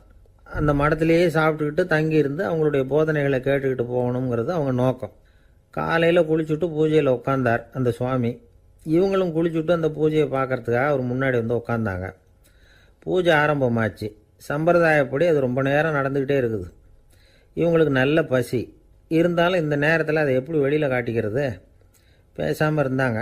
அந்த சுவாமி பூஜையை முடித்தார். அதுக்கப்புறம் பேச ஆரம்பித்தார். பேச்சு அருமையாக தான் இருந்தது, அமிர்தமாக தான் இருந்தது. இருந்தாலும் இவங்களுக்கு இருக்கிற வயிற்று பசி அது சரியாக கவனிக்க விடலை. அந்த சுவாமியே இதை கவனிச்சதா தெரியல. இவங்களுக்கு மனசுக்குள்ள ஒரு எண்ணம், உள்ள சாப்பாடு தயாராகிட்டு இருக்கும் போல இருக்கு, இந்த பேச்சு முடிஞ்சது நம்மளை உள்ளே அழைச்சிட்டு போய் சாப்பாடு போடுவாங்கன்னு நினைக்கிறோம் அப்படின்னு இவங்களாம் நினச்சிக்கிட்டாங்க. ஆனால் சுவாமி இதை பற்றி எதுவுமே பேசலை, கண்டுக்கலை. ஒரு அம்மாவால் அதுக்கு மேலே சும்மா இருக்க முடியுமா? முடியல. சாப்பாட்டை கவனிக்கலாமா அப்படின்னு சொல்லி மெதுவாக ஆரம்பித்தாங்க. கவனிக்கலாமே அப்படின்னு உள்ளே அழைச்சிட்டு போனார் சுவாமி. இவங்க ரொம்ப அவசரமாக எழுந்திருச்சு உள்ளே ஓடினாங்க. அங்கே ஒரு மேஜை மேலே ஒரு கிண்ணம் மூடி இருந்தது. இதுதான் சாப்பாட்டு மேஜை போல இருக்கு, இங்கே சாப்பாடு வந்துடும் அப்படின்னு நினச்சாங்க. உடனே போய் சுற்றி உட்காந்துக்கிட்டாங்க. சுவாமி அந்த கிண்ணத்தை எடுத்து அந்த அம்மா கிட்ட கொடுத்தார். அவங்க அதை வாங்கி மூடியை திறந்து பார்க்குறாங்க. உள்ளே ஒரு சாவி இருக்குது. சரிதான், இது சமையலறை சாவி போல இருக்கு. அங்கே போய் அதை திறந்து சாப்பாட்டை நாமே எடுத்துக்கிட்டு வந்து இங்கே வச்சுக்கிட்டு சாப்பிட்ணும் போல இருக்கு அப்படின்னு நினச்சாங்க. சாவி இருக்கு இல்லையா, வாங்க பூட்டின அறையை காட்டுறேன் அப்படின்னு சுவாமி அவங்கள அழைச்சிட்டு போனார், காட்டினார். இவங்க அந்த அறையை ரொம்ப ஆவலோடு திறந்தாங்க. உள்ளே பார்த்தா அங்கே அரிசி, பருப்பு, விதவிதமான காய்கறி எல்லாம் இருக்குது. சமையலுக்கு வேண்டிய மிளகாய், எண்ணெய், பால், தயிர், நெய் இப்படி எல்லாமே இருக்குது. அடுப்பு, விறகு, நெருப்பு போட்டி அது கூட அங்கே இருக்குது. சாப்பாடு தயாராக இருக்கும்னு நினச்சிக்கிட்டு போனால் இப்படி இருக்குதே அப்படின்னு சொல்லி அதை பார்த்ததும் ரொம்ப சோர்ந்து போட்டாங்க அவங்க. சுவாமி, என்ன இது சாப்பாடு இல்லையா அப்படின்னாங்க. அதுதான் சாப்பாட்டுக்கு வேண்டிய எல்லாம் இங்கே இருக்குதே. அடுப்பு மூட்டி நீங்கள் தான் அவங்கவுங்க ருசிக்கு தகுந்த மாதிரி சமைச்சிக்கணும். இந்த சன்னியாசிக்கு எப்படி சமைக்க தெரியும் அப்படின்னு கேட்டார் சுவாமி. சாப்பாடு தயாராக இருக்கும்னு நாங்கள் எதிர்பார்த்தோம் அப்படின்னாங்க. நீங்கள் இப்படி சொல்லுவீங்கன்னு நானும் எதிர்பார்த்தேன். இது வரைக்கும் நான் எவ்வளவோ தத்துவம்லாம் எடுத்து சொன்னேன். எல்லாத்தையும் விட இதுதான் அனுபவபூர்வமான தத்துவம். ஆண்டவன் நமக்கு நல்ல மனசை கொடுத்துருக்குறான், நல்ல வாய்ப்புகளையும் தந்திருக்கிறான், அதையெல்லாம் பயன்படுத்திக்கக்கூடிய மூளையையும் சிந்தனையையும் கொடுத்துருக்குறான். அதனால் அடுப்பை தான் நீங்கள் மூட்டணும். அடுப்பை நீங்கள் தான் மூட்டணும். உங்களுக்கு உகந்ததை நீங்கள் தான் சமைச்சு ருசித்து அனுபவிக்கணும். ஆண்டவனே அதை செஞ்சுக்கிட்டு இருக்க மாட்டான் அப்படின்னாராம் அந்த சுவாமி. நம்முடைய வாழ்க்கையில் பல நல்ல பலன்களை பெறுறதுக்கு நாம் தான் முயற்சி பண்ணணும். அதுக்குரிய சூழ்நிலையை தான் ஆண்டவன் கொடுப்பானே தவிர அதை விளக்கிறதுக்காக தான் அந்த சுவாமி அப்படி செஞ்சு காட்டியிருக்கிறார். இது ஒரு பெரியவர் இப்படி ஒரு விளக்கம் கொடுத்தார். அதுக்கப்புறம் அந்த 3 தம்பதிகளும் தெளிவடைஞ்சுட்டாங்களாம். நாம் தெளிவடைகிறது எப்போங்கிறது தான் தெரியல அப்படின்னு பல பேர் இதை கேட்டுட்டு சொல்லிகிட்டு இருக்கிறாங்க. இந்த கதையை நம்முடைய நண்பர் ஒருத்தர்கிட்ட சொன்னேன். அந்த நண்பர் ரொம்ப சந்தோஷப்பட்டார். நீங்கள் சொல்கிறது கரெக்டு சார், ஆனால் நான் அதை விட ஒரு படி மேலே சார். எனக்கெல்லாம் அரிசி, பருப்பு இருக்கிற ரூம் எதுன்னு கையை காட்டிட்டா போதும். உடனே கிண்ணத்துலேருந்து சாவியை எடுத்து கொடுக்கணுங்கிற அவசியம்லாம் இல்லை எனக்கு. அப்புறம் எப்படி ரூமை திறந்துருவீங்க அப்படின்னு கேட்டேன். பூட்டை உடைச்சி திறந்துருவேன், அதுதான் எனக்கு பழக்கம் அப்படிங்கிறார். நண்பர் இருக்கார். எப்போ பார்த்தாலும் கையில் ஒரு புத்தகம் இருக்கும். புத்தகம் இல்லாமல் எங்கேயும் புறப்பட மாட்டார். எதுக்காக இப்படி எடுத்துகிட்டு போகிறீங்க அப்படின்னு கேட்டால், எனக்கு இது ஒரு நல்ல நண்பன் மாதிரி. இந்த காலத்தில் எங்கே போனாலும் காத்திருக்க வேண்டியிருக்கு. அது மாதிரி சமயத்தில் நான் நண்பன் கூட பேசிக்கிட்டு இருப்பேன் அப்படிம்பாரான். ஒருத்தர் ஒரு பெரிய அரச பதவியில் இருந்தார். அவர் பதவியிலிருந்து இறங்க வேண்டிய சூழ்நிலை. அரசு கொடுத்துருந்த வீட்டை விட்டுட்டு வெளியில் வர்றார். வரும்பொழுது 2 கையிலேயும் 2 பெட்டியை எடுத்துகிட்டு வந்தாராம். சார், உங்களுடைய உடைமைகள் அப்படின்னு கேட்குறாங்க அங்கே இருந்த ஊழியர்கள். இவர் தன்னுடைய கையில் இருக்கிற பெட்டியை காட்டி, இதுதான் என்னுடைய சொத்து அப்படின்னாராம். ஒரு பெட்டியில் அவருடைய உடைகள், இன்னொரு பெட்டியில் அவர் விரும்பி படிக்கிற புத்தகங்கள். அவ்வளவுதான். இதுதான் இருந்துதான். புத்தகம் படிக்கிறது மனசுக்கு நல்லதுங்கிறது நமக்கு தெரியும். புத்தக வாசிப்பு உடம்புக்கும் நல்லதுங்கிறாங்க. அது நமக்கு ஆச்சரியமாக தான் இருக்குது. ஒரு நபர் ஒரு வருஷத்தில் சராசரியாக 2000 பக்கங்களை படிச்சிருக்கணுமா, யுனெஸ்கோ பரிந்துரை. ஆனால் நம்ம நாட்டில் நாம் சராசரியாக படிக்கிறது 32 பக்கங்கள். அவ்வளவுதான். இவ்வளவுக்கு நம்ம நாட்டில் 6000க்கும் மேற்பட்ட நாளேடுகள், 2000க்கும் மேற்பட்ட இதழ்கள், மலர்கள் இவ்வளவு இருந்தோம், சரியாக வரல. இந்த உலகத்தில் முதல் நூலகம் எங்கே எப்போ ஆரம்பமாச்சு தெரியுமா? கிமு 2500ஆம் ஆண்டில் அது ஆரம்பமாயிருக்குது. பாபிலோனியாவில் அமில் அணு அப்படிங்கிற அரசன் தான் நூலகத்தை உருவாக்கி இருக்கிறான். அப்போல்லாம் தாள் கிடையாது, களிமண் தான். களிமண் பலகைகளில் எழுதி அது தொகுத்து அப்படியே நூலாக்கி அதை நூலகத்தில் வச்சுருப்பாங்களாம். அரசருடைய நூலகத்தில் 1000க்கும் மேற்பட்ட நூல்கள் இருந்ததாக வரலாற்று குறிப்பு இருக்குது. அது மட்டும் இல்லை, அந்த நூலகத்தில் பொருள் வாரியாக, அதாவது சப்ஜெக்ட் வாரியாக புத்தகங்களை வகைப்படுத்தி வச்சுருந்தாங்களாம். அதில் மிச்சம் இருந்த ஒரு 25 களிமண் பலகை புத்தகங்கள் இன்றைக்கும் பிரிட்டிஷ் அருங்காட்சியகத்தில் இருக்குதான். அச்சு, தாள் இதெல்லாம் ஏற்பட்டதுக்கு அப்புறம் அமைக்கப்பட்டது தான் பிரான்சில் இருக்கக்கூடிய பாரிஸ் நூலகம். 1480 பிரெஞ்சு மன்னர் 11ஆம் லூயி இந்த நூலகத்தை அமைச்சாராம். ஆனால் அப்போல்லாம் அரசர்கள் மட்டும்தான் நூலகத்தை பயன்படுத்த முடியுமா. அதுக்கப்புறம் 17ஆம் நூற்றாண்டில் இந்த முறை மாறி பொதுமக்கள் அங்கே போகலாம், படிக்கலாம் அப்படிங்கிற நிலைமை வந்துதான். போட்லியன் நூலகம் அப்படின்னு அதுக்கு பேர், பாரிஸ் நகரத்தில் இருக்குது. அங்கே தான் நூல்களின் பட்டியல் தயாரிப்பு பணி ஆரம்பமாச்சு. கல்வி வளர்ச்சியையும் நூலகத்தையும் இணைச்சவர் நெப்போலியன் போனபார்ட். முன்பணம் செலுத்தி புத்தகத்தை படிக்கிற முறையையும் அவர் தான் கொண்டுகிட்டு வந்தாராம். மக்கள்கிட்ட வசூலிக்கிற வரியின் ஒரு பகுதியை நூலகத்துக்கு பயன்படுத்தினவரும் அவர் தானா. நெப்போலியன் நூலகத்தில் உலகத்தில் உள்ள எல்லா மொழி நூல்களும் இருக்குதான். அங்கே ஒரு தமிழ் நூலும் இருந்திருக்குது. அது என்னென்னா கம்பராமாயணம். சோவியத் யூனியனுக்கு படையெடுத்து போனப்போ அங்கேருந்து லட்சக்கணக்கான புத்தகங்களை இந்த பனிச்சறுக்கு வாகனங்கள் இருக்குல்ல, அதில் கொண்டுகிட்டு வந்ததாக வரலாறு. அடுத்தபடியாக குறிப்பிட்டு சொல்லத்தக்க நூலகம் எதுன்னா பிரிட்டிஷ் நூலகம். மிக பழைய கையெழுத்து பிரதியெல்லாம் கூட அங்கே இருக்குது. 1753 ஆரம்பமாச்சு. அதில் உள்ள நூல்களை வரிசையாக அடுக்கினா 180 கிலோமீட்டர் நீளத்துக்கு வருமா. மிகப்பெரிய நூலகம் அமெரிக்க தலைநகர் வாஷிங்டனில் இருக்குதான். இந்தியாவை பொறுத்த வரைக்கும் பெரிய பழைய நூலகம் எதுன்னா கல்கத்தா நூலகம். எல்லா இந்திய மொழி நூல்களும் இங்கே உண்டு. மகாகவி பாரதியார் நடத்தின இந்தியாங்கிற இதழின் எல்லா பிரதிகளும் அங்கே பாதுகாப்பாக இருக்குது. படிக்கும் பழக்கம் இங்கே வளர வேண்டியிருக்குது. ஒருத்தர்கிட்ட ஒரு புஸ்தகத்தை கொடுத்து விமர்சனம் எழுத சொல்லியிருந்தாங்க. கொஞ்ச நாள் கழித்து அவரை போய் பார்த்து, என்னங்க புஸ்தகத்தை படித்து பார்த்தீங்களா அப்படின்னு கேட்டாங்களாம். இதுக்கு அவர் சொல்லியிருக்கிறார், இன்னும் நான் படித்து பார்க்கலிங்க, இப்போ தானே விமர்சனமே எழுதி முடிச்சிருக்கிறேன், இனிமே தான் படிக்கணும் அப்படின்னாராம். ஒருத்தர் அவசரமாக போய்கிட்டு இருந்தார்.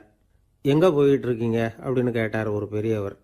கடைக்கு போகிறேன் சார், சாமான் வாங்கிறதுக்கு அப்படின்னார். அங்கே போகிறதுக்கு முன்னாடி தெரிஞ்சிக்க வேண்டியதெல்லாம் தெரிஞ்சுக்கிட்டீங்களா அப்படின்னு கேட்டார் பெரியவர். கடைக்கு போய் காசை கொடுத்து ஒரு பொருளை வாங்கிட்டு வரப்போகிறோம், இதில் தெரிஞ்சிக்க வேண்டியது என்ன இருக்குது அப்படின்னார் அலட்சியமாக. இப்போ அந்த பெரியவர் பேச ஆரம்பித்தார். இந்த உலகத்தில் எந்த ஒரு செயலில் இறங்குறப்பவும் நாம் நல்லா ஆலோசனை பண்ண வேண்டிய விஷயம் 5 அப்படின்னார். உதாரணமாக, ஒருத்தன் கடைக்கு போய் ஏதோ ஒரு பொருளை வாங்கிட்டு வர போகிறான்னு வச்சுக்கோங்களேன். அப்போ கூட அவன் 5 விஷயங்களை பற்றி தெரிஞ்சுக்க வேண்டியிருக்குது அப்படிங்கிறார் அவர். முதல்ல அந்த பொருள் எப்படிப்பட்டது அப்படிங்கிறத தெரிஞ்சுக்கணும். ரெண்டாவதாக தன்னை பற்றியும் தெரிஞ்சுக்கணும். அப்போ தான் அந்த பொருள் தனக்கு தேவையா இல்லையா அப்படிங்கிறத புரிஞ்சுக்க முடியும். மூணாவதாக தெரிஞ்சுக்க வேண்டியது ஒன்று இருக்குது. அது என்னென்னா, அந்த பொருளை அடையறதுக்கு வழி என்ன அப்படிங்கிறத தெரிஞ்சுக்கணும். அதாவது எவ்வளவு பணம் கொடுத்தா அது கிடைக்கும், இது மாதிரியான விஷயங்கள். நாலாவதாக அந்த பொருளை அடையிறது மூலமாக நாம் அடையக்கூடிய பயன் என்ன அப்படிங்கிறதையும் உணரணும். அஞ்சாவது, அந்த பொருளை அடையிறதுல இருக்கக்கூடிய தடை எது அப்படிங்கிறதையும் நாம் தெரிஞ்சுக்கணும். பெரியவர் பேசுறது ஏதோ தத்துவம் மாதிரி தெரியுது இல்லையா, தத்துவம்தான்.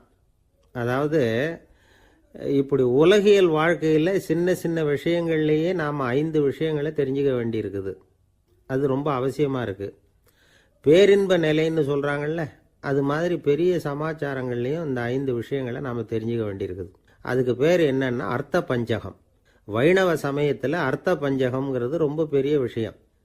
கடைக்கு போகிறது மாதிரி கடவுளை பார்க்க போகிறப்பவும் நாம் 5 விஷயங்களை தெரிஞ்சுக்கணுமா.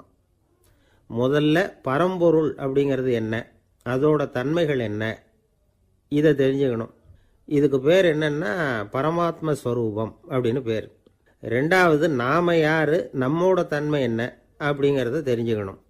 நான் யாருன்னு எனக்கே தெரியலங்கிறப்போ இதை நான் சொல்கிறேன்னு இது என்னுடையதுன்னு சொல்கிறது தப்பு தானே.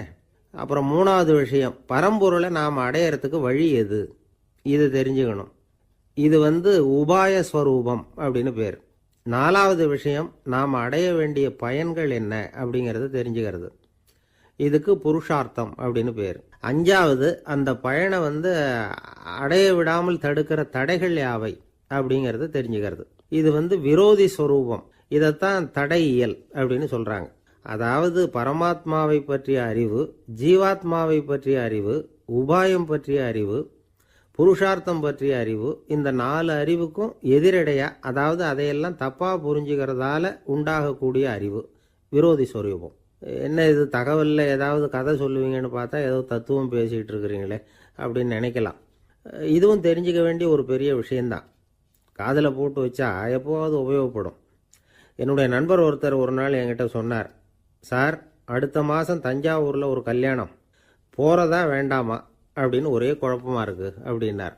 நான் உடனே இந்த அர்த்த பஞ்சக உபதேசம் பண்ண ஆரம்பித்தேன். அவர் எல்லாத்தையும் பொறுமையாக கேட்டுவிட்டு, சரி சார் நான் போகிறதுன்னு முடிவு பண்ணிவிட்டேன்னார். எப்படி இந்த முடிவுக்கு வந்தீங்க அப்படின்னு கேட்டேன். அவர் சொன்னார், சார் அந்த 2வது பாயிண்ட் ஒன்று சொன்னீங்களே, அதை புரிஞ்சுக்கிட்டதுக்கு அப்புறம்தான் இந்த முடிவுக்கு வந்தேன் அப்படின்னார். என்ன 2வது பாயிண்ட்டுன்னு? அதாவது தன்னை பற்றி புரிஞ்சுக்கணும் அப்படின்னு சொன்னீங்க.